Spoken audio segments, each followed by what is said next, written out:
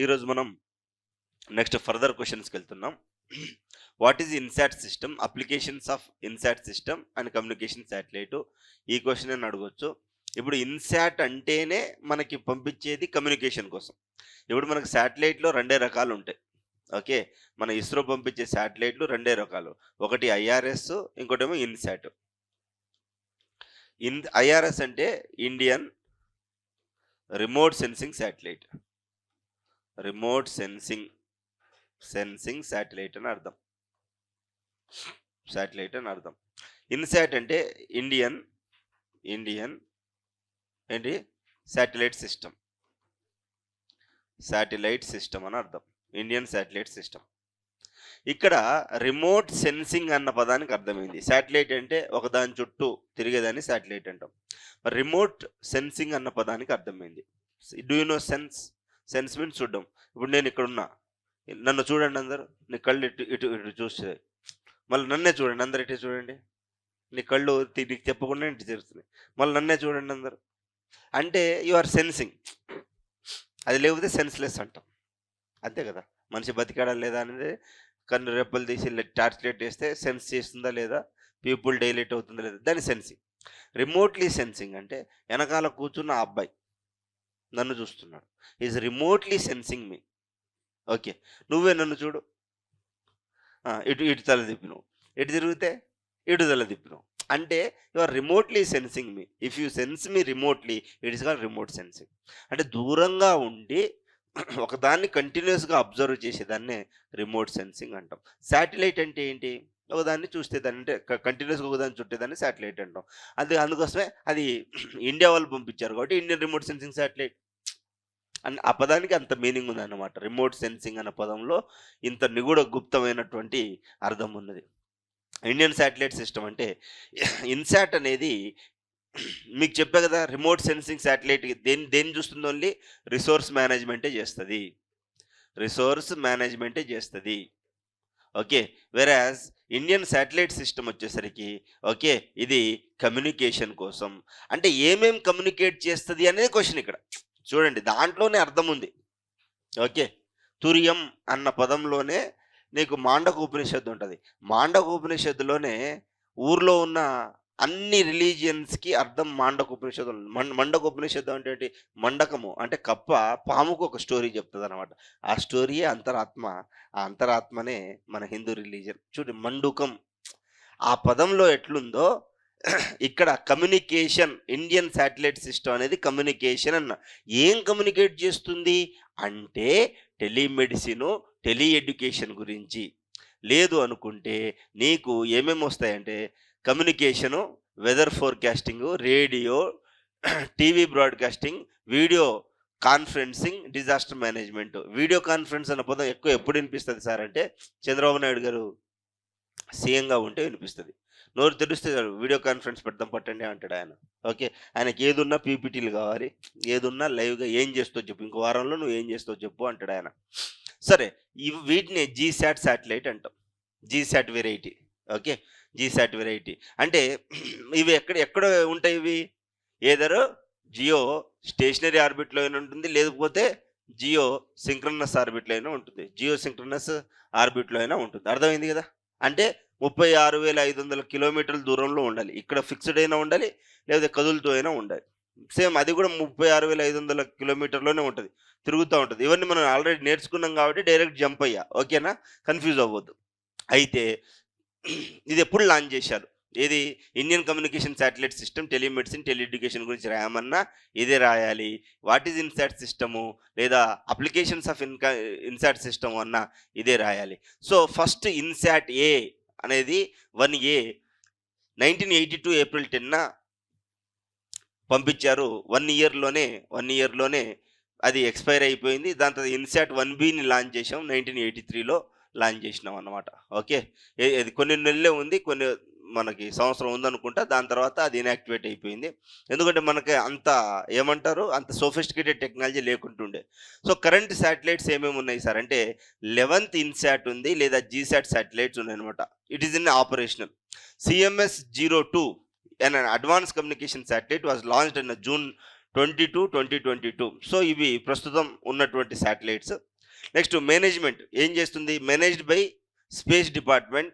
ఏది ఈ యొక్క 11 ఇన్‌సాట్ లేదా జీసాట్-2 లేదా సీఎంఓ-2. ఇది Doordarshan, All India Radio, that is India meteorological department, tele department, currently operated as CMS. Okay. So ఈ సీఎంఎస్ కింద ఈ డిపార్ట్మెంట్స్ అన్నీ ఆపరేషన్‌లో ఉన్నాయి. నెక్స్ట్ లాంచ్ వెహికల్ ఏంటంటే INSAT satellite launched using GSLV. GSLV అని ఎందుకు మాట్లాడుతున్నాను సార్ అంటే 36,500 కిలోమీటర్లు వెళ్ళాలి అంటే మనకి పిఎస్ఎల్వి తీసుకెళ్ళగలుగుతుందిలే కానీ ఇబ్బంది పడుకుంటూ తీసుకెళ్తుంది. వేరాజ్ మన జీఎస్ఎల్వి అయితే తొందరగా తీసుకెళ్తుంది. మనం మాట్లాడేటప్పుడు జీఎస్ఎల్వి గురించి మనం మాట్లాడలేదు. జీఎస్ఎల్వి ఎలా పనిచేస్తుంది సార్ అంటే జీఎస్ఎల్వి ఎలా పనిచేస్తుంది అన్నది చూద్దాం మనం. జీఎస్ఎల్వి ఎలా పనిచేస్తుంది అంటే జీఎస్ఎల్వి 3 స్టేజెస్లోనే ఉంటాయి. 3 స్టేజెస్ ఉంటాయి. ఈ 3 స్టేజెస్ ఎలా ఉంటాయంటే సార్ ఫస్ట్ ఎప్పుడైనా సరే సాలిడ్ ఉంటుంది. సెకండ్‌ది లిక్విడ్ ఉంటుంది. థర్డ్‌ది వచ్చేసరికి క్రయోజెనిక్ ఉంటుంది. క్రయోజెనిక్ ఇంజిన్‌కి ఎఫిషియన్సీ ఎక్కువ. ఇది ఎక్కువ లోడ్‌ని తీసుకెళ్ళగలుగుతుంది. ఓకే. నీకు జియో ట్రాన్స్ఫర్ ఆర్బిట్‌లో గానీ, జియో ఎర్త్ ఆర్బిట్‌లో గానీ, జియో సింక్రనస్ ఆర్బిట్‌లో గానీ, జిఎస్ఓలో నీకు శాటిలైట్ పెట్టాలి అంటే పిఎస్ఎల్వి కూడా పెట్టగలుగుతుంది. పెట్టలేదని కాదు. అది కూడా పెట్టగలుగుతుందిలే కానీ ఈ యొక్క జిఎస్ఎల్వి రాకెట్స్ ఏవైతే ఉన్నాయో ఈజీగా తీసుకెళ్ళగలుగుతుందన్నమాట. దీనికి స్ట్రాపర్ బూస్టర్స్ పెడతాం. ఒకవేళ 2 పెడితే 2x అంటాం, 4 పెడితే 4x అంటాం, 6 పెడితే 6x అంటాం. దీన్నే బాహుబలి అని కూడా అంటారు. ఓకే. సో ఈ విధంగా ఫ్యాట్ బాయో ఏదో పేరు ఉంటుంది, ఫ్యాట్ మ్యాన్ అని. సో దాని ద్వారా నువ్వు ఏ శాటిలైట్ అయినా ఎంత దూరమైనా తీసుకెళ్ళొచ్చు. అది జిఎస్ఎల్వి గురించి. ఓకే. సో కొంచెం టెక్నికాలిటీ అంటే ఏది ఏంటి అని రాస్తే సరిపోతుంది. ఇక్కడ అప్లికేషన్ రాయమన్నాడు కాబట్టి మనకి మన ఏమంటారు దూరదర్శన్ ఒకటి, మన టీవీకి వచ్చే ఒకటి, ఇవి కొంచెం రాస్తే సరిపోతుందన్నమాట. ఓకే. ఇవి కొంచెం రాస్తే సరిపోతుంది. నెక్స్ట్ ఇన్‌సాట్ అప్లికేషన్స్ ఏంటో చూద్దాం ఇప్పుడు మనం. చూడండి చాలా ఇంపార్టెంట్. ఇందాక డిస్కస్ చేసిన టెక్నికాలిటీ మీకు అర్థం కాకపోయినా ఏం కాదు. ఇది అర్థమైతే చాలు. First Gramsat. Okay. First దాన్ని ఏంటిది గ్రామ్ శాట్.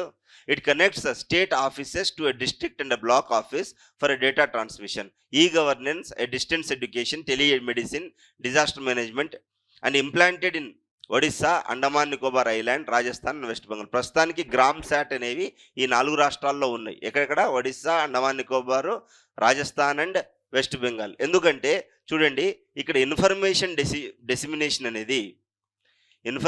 డెసిమినేషన్ అనేది చాలా క్విక్గా ఉంటుందండి.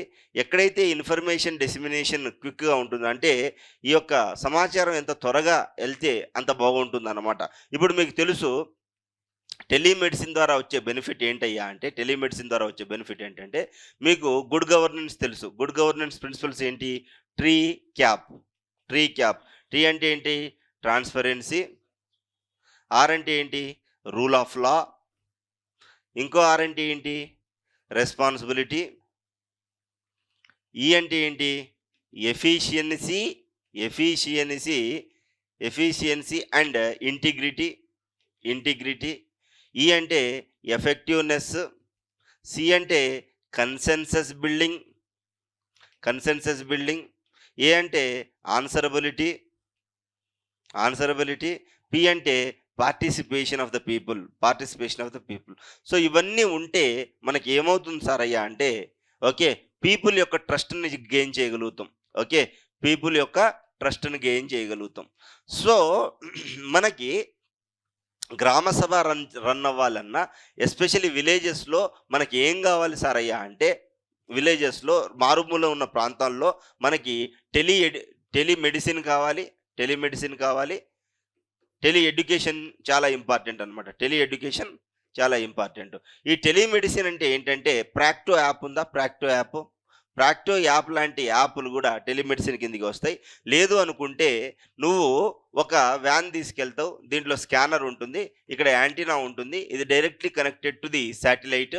ఇక్కడెక్కడో సిటీలో ఉన్న డాక్టర్ దీన్ని చూసి ఇక్కడున్న అతనికి ఇన్ఫర్మేషన్ ఇస్తాడు. దాన్ని ఎలా ట్రీట్ చేయాలి, ఏం ట్రీట్ చేయాలని చెప్పేసి దాన్ని టెలిమెడిసిన్ అంటాము. ఇప్పుడు మనకి మినిస్ట్రీ ఆఫ్ మన హైయర్ ఎడ్యుకేషన్స్ ఉంది కదా, మినిస్ట్రీ ఆఫ్ హెచ్ఆర్డి తరపున ఇప్పుడు ప్రస్తుతం ఉన్నటువంటి మనకి ఈ పాఠశాల అనే యాప్ ఉందన్నమాట. ఈ పాఠశాల అనే యాప్ ఉంది. దీంట్లో యూనివర్సిటీ మన దేశంలో ఉన్న అన్ని యూనివర్సిటీల నుంచి best of the best professors దీంట్లో పాఠాలు చెప్తారు. ఈ విధంగా టెలి ఎడ్యుకేషన్ అనేది దొరుకుతుంది మనకి. అర్థమవుతుంది నేనేం మాట్లాడుతున్నాను? చాలా చాలా గ్రేట్ ఇనిషియేటివ్ ఇది.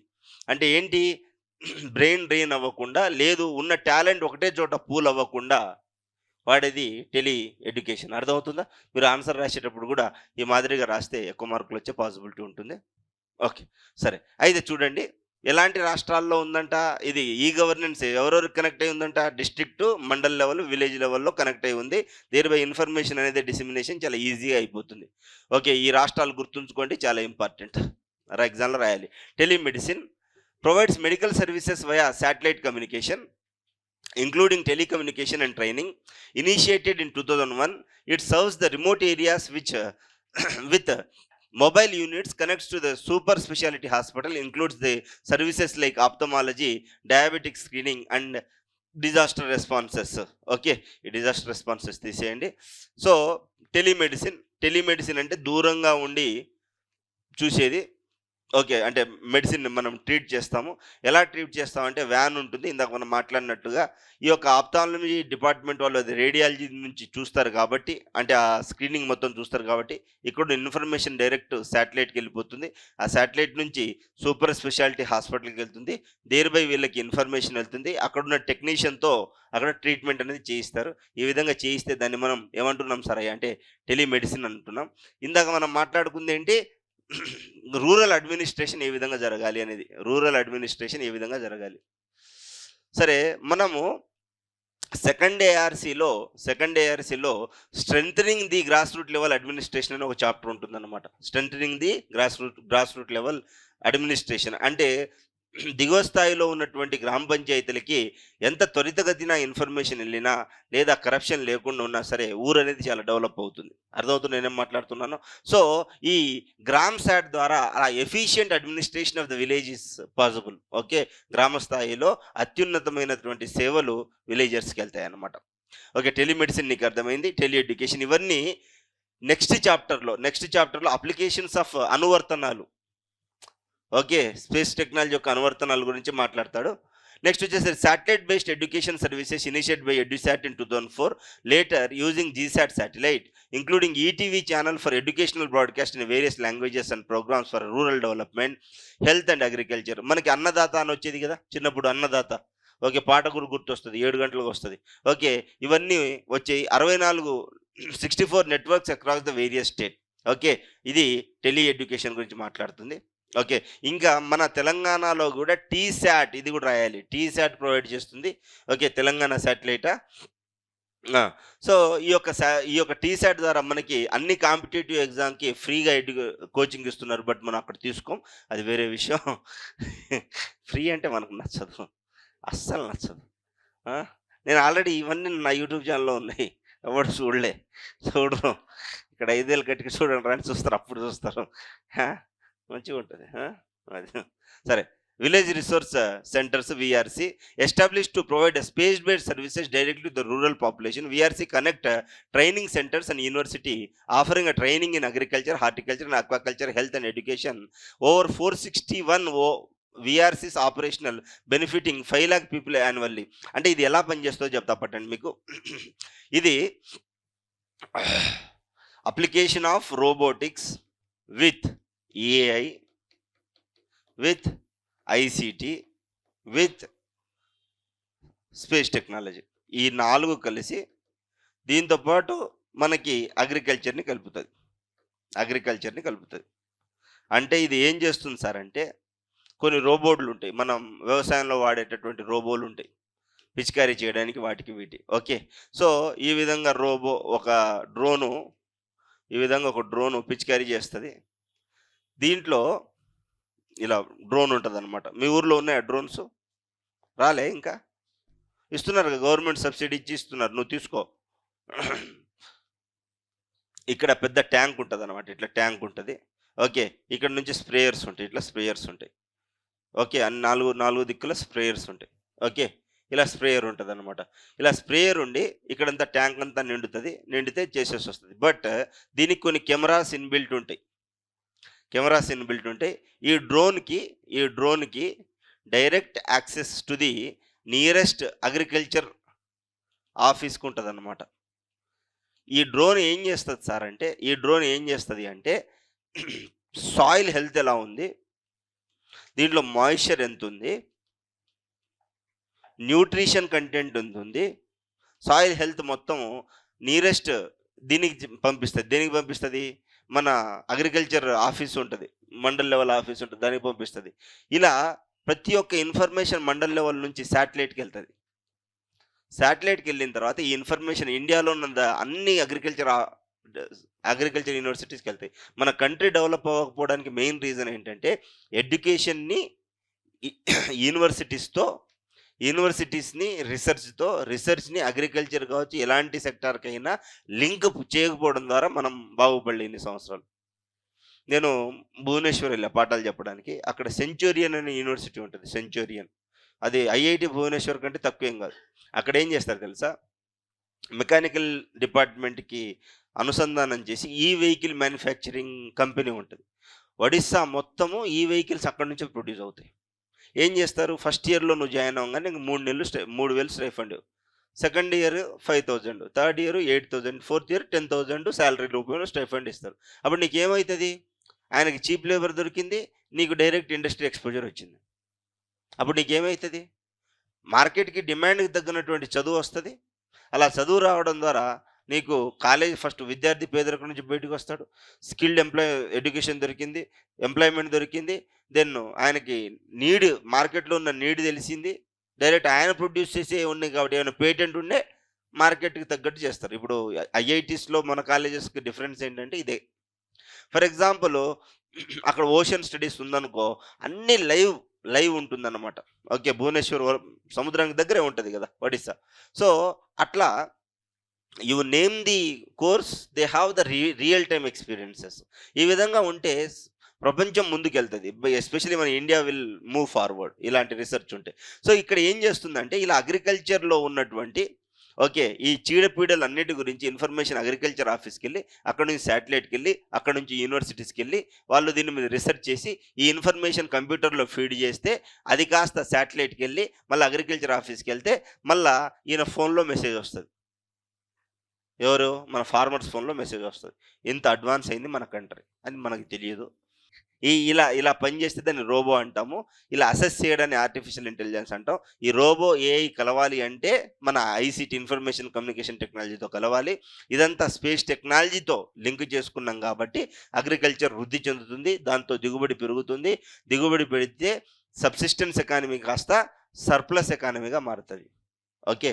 మనది సబ్సిస్టెన్స్ ఎకానమీ కాస్త సర్ప్లస్ ఎకానమీ. అంటే కూడు కోసం చేసేటటువంటి, అంటే రైతే రాజును చేసే టెక్నాలజీనే ఈ టెక్నాలజీ అంటాము. ఈ పని ఎవరు చేస్తున్నారు? మన విలేజ్ రిసోర్స్ సెంటర్ చేస్తుంది. సో, ఈ ఒక్క ఫ్లో చార్ట్‌లోనే నీ సెకండ్ చాప్టర్ అదే అనువర్తనాలన్నీ అయిపోతున్నాయి. ఓకే. అనువర్తనాలన్నీ అయిపోతున్నాయి. Next television coverage and DTH services. Okay. So, extends a TV coverage nationwide, including remote areas, through the INSAT satellite, support DD and private channels. INSAT 3A, 3C, 4B facilitate broadcasting. అంటే ఏంటి? ఈ యొక్క satellites అన్నమాట. ఈ ఇన్సాట్ శాటిలైట్‌లో చాలా satellite ఎళ్ళినాయి ఇప్పటికి. Okay. మీకు మళ్ళా చెప్తున్నా, ఇన్సాట్‌లో మనకి కమ్యూనికేషన్ శాటిలైట్ ఎళ్తాయి. వేరేజ్ ఐఆర్ఎస్‌లో రిసోర్స్ మానిటరింగ్ శాటిలైట్స్ వెళ్తాయి. ఇలా అందరూ అట్లా ఫస్టే అన్నీ చెప్పేసిన. అందుకోసం ఈ ప్రాబ్లమ్ రాకుండా ఉండడానికే నీకు ఫస్టే చెప్పేసిన. నువ్వేం చదవకుండా వస్తేవా? ఎగ్జామ్ ఏమో పోస్ట్‌పోన్ అయితదనే హోప్స్ ఏమైనా ఉన్నాయా ఇంగత? అట్లేం లేవుగా. మరెందుకు చదివి రాట్లే? ఏ రోజు ఆ రోజు చదివి రావాలిగా కాక. చదివి రండి. సరే. అయితే ఈ విధంగా INSAT 3A, 3C, 4B facilitate broadcasting DTS services offered by dish TV and Tata sky. DTH అంటే డైరెక్ట్ టు హోమ్. అంటే ఈ టీవీ ప్రసారాలు ఏవైతే ఉన్నాయో, ఈ ప్రసారాలన్నీ శాటిలైట్‌కెళ్తే, శాటిలైట్ నుంచి డీటీహెచ్ అన్నీ దీనికి వైర్ కనెక్షన్ అవసరం లేదు. డీటీహెచ్‌కి వైర్ కనెక్షన్ అవసరం లేదు. చిన్న యాంటీనా ఉండి పైన ట్రాన్స్‌పాండర్ ఉంటది. ఆ శాటిలైట్‌ని అట్లే చూస్తా ఉంటది. ఇటు అటు కదిలితే ఆ ట్రాన్స్‌పాండర్ ఇటు అటు కదిలిందనుకో యాంటీనా రాదు. ఓకే. సో, ఇట్లే చూస్తా ఉంటది జియో స్టేషనరీ శాటిలైట్‌కి. ఓకే. ఈ విధంగా మనకి కావాల్సినన్ని సర్వీసెస్ వస్తాయి. ఓకే. ప్రతి ఒక్క దానికి మనకి మన ఇది ఉంటదనమాట. ఐపీ అడ్రెస్ ఉంటది. అర్థమైందా నేనేం మాట్లాడుతున్నానో? ప్రతి దానికి ఐపీ అడ్రెస్ ఉంటది. ఆ ఐపీ అడ్రెస్ ఉంటది కాబట్టి నీకేమైంది? ఐపీ అడ్రెస్‌తో నీకు రూ. 15 అయితే ఒకటే ఛానెల్ వస్తది. రూ. 30 అయితే 2 ఛానెల్ వస్తది. రూ. 199 అయితే అన్ని ఛానెల్ వస్తది. నువ్వేం చేస్తావు? అన్నీ ఏయించుకుంటావు. కానీ నువ్వు ఏది చూడవు. ఒకటే చూస్తావు. మళ్ళీ ఒకటే ఏయించుకోవాలంటే మనసొప్పదు. అన్నీ కావాలి. ఏదో 2 సిమ్‌లుంటాయి. జియో ఉంటది, ఎయిర్‌టెల్ ఉంటది. అది కావాలి, ఇది కావాలి. బట్ ఎయిర్‌టెల్‌తో ఎప్పుడు ఔట్ గోయింగ్ ఉండదు. ఓన్లీ ఇన్‌కమింగే. అలా అని జియో పడేస్తావా? జియో పడేవు. అది కావాలి, ఇది కావాలి. అట్లా. ఓకే. సో, ఈ విధంగా అన్నమాట. Next mobile satellite services provides emergency communication services when other networks fail using the satellite terminals. Mobile satellite services అంటాం. ఇది ఎస్పెషల్లీ ఎవరికంటే మిలిటరీ వాళ్ళకి వీళ్ళకి పనిచేస్తుంది. మనకేం పని చేయదు. Next telecommunication terminals. Over 620 terminals establish for the landline and mobile communications. Okay. So, ఇది ఎస్పెషల్లీ ల్యాండ్‌లైన్‌ల కోసం. ఇది మనకు గూడా అవసరం లేదు. ఓకే. ఇది యూఎస్ వాళ్ళకి, మనకు కాదు. Weather information. మెట్‌శాట్ చాలా చాలా ఇంపార్టెంట్ అండి. మెట్‌శాట్ అంటే మెట్రలాజికల్ శాటిలైట్‌ని మెట్‌శాట్ అంటాం. ఓషన్ స్టడీ శాటిలైట్‌ని ఓషనోశాట్ అంటాం. కార్టోగ్రఫీ చేస్తే కార్టోశాట్ అంటాం. కార్టోగ్రఫీ అంటే mapping. Okay. Mapping. Okay. So, Metsat INSAT 3D satellite gathers meteorological data including cloud formation, sea surface temperature, solar radiation.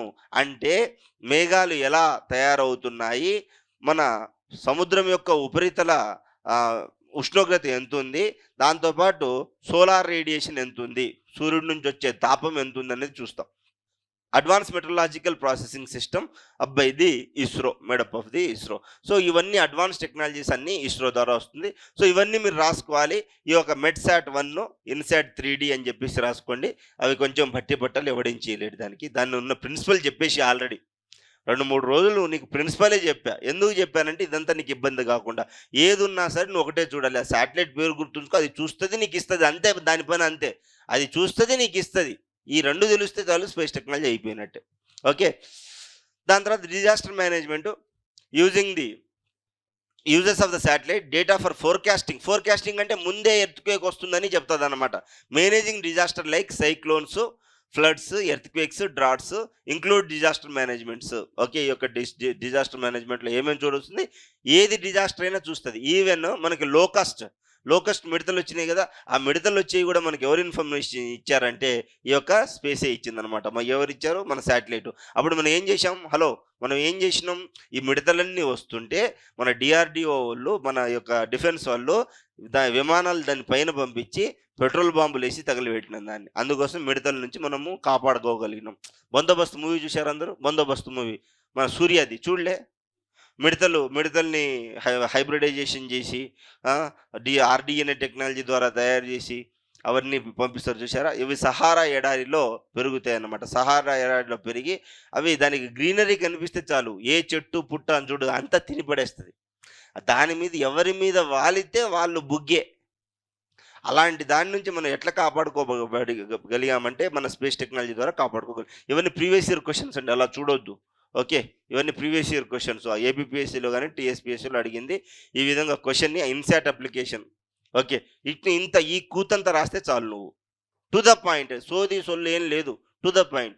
ఇండివిడ్యువల్‌గా ఒక్కొక్కటి ఒక్కొక్క క్వెషన్ ఇది. ఇండివిడ్యువల్‌గా ఒక్కొక్కటి ఒక్కొక్క క్వెషన్ ఇది. ఓకే.